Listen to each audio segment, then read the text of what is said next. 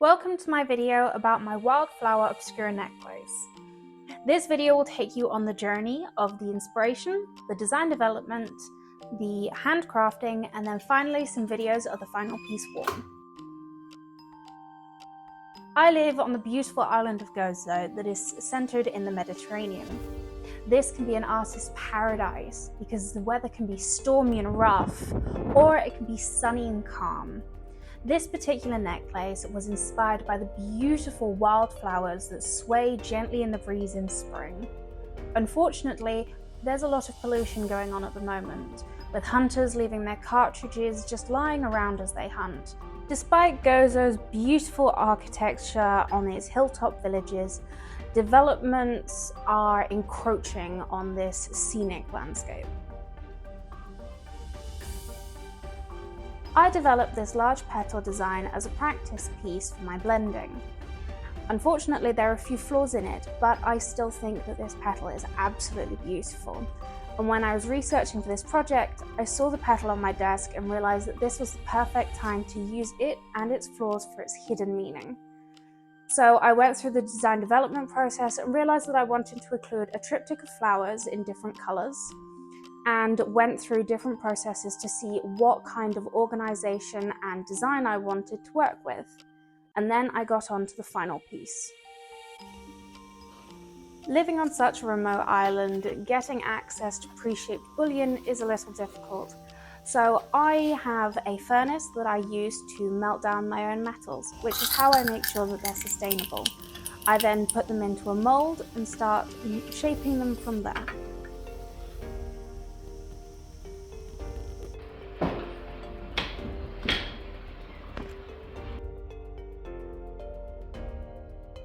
The enamelling process starts with the ground glass that I acquire from external sources. I then grind it and clean it in a pestle and mortar with some purified water to get the colors I need. I then do experiments to see what the color comes out like. And then once I've got the colors I want to work with, I then make a larger piece to experiment with the blending. And I'm not sure if you can see it on the picture, but I have some small bits of silver foil to give it some depth. I then work with the enamel, so I put them in these little dishes with some purified water so that I can wet pack it onto the piece, which will then go in the kiln for firing.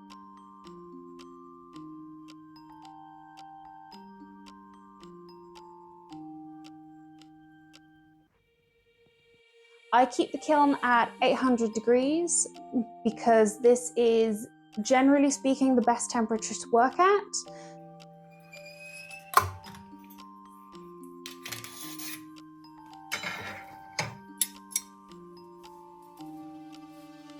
Enamels can take several layers. So for example, this one, which is two-sided enamel, takes about 5 layers on the top and 5 layers on the back. So in total it's 10 layers, and for each layer it goes in the kiln.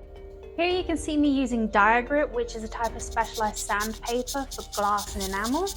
And what I'm doing is I'm taking the enamel away from the edge to create a smooth transition and to keep that brightness of the metal along the edges.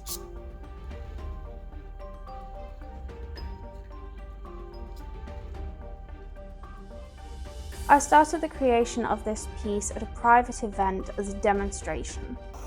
When I returned to the studio, I soldered all the joins, created backing for the large petal, and then I went on and started drilling the holes for the placement of the flowers. After that, as you can see, I'm testing and molding it to the shape of myself and a mannequin. I then polished the entire piece before adding the flowers as well as setting the stones. My design style includes bold curves, strong colors, and an asymmetric design.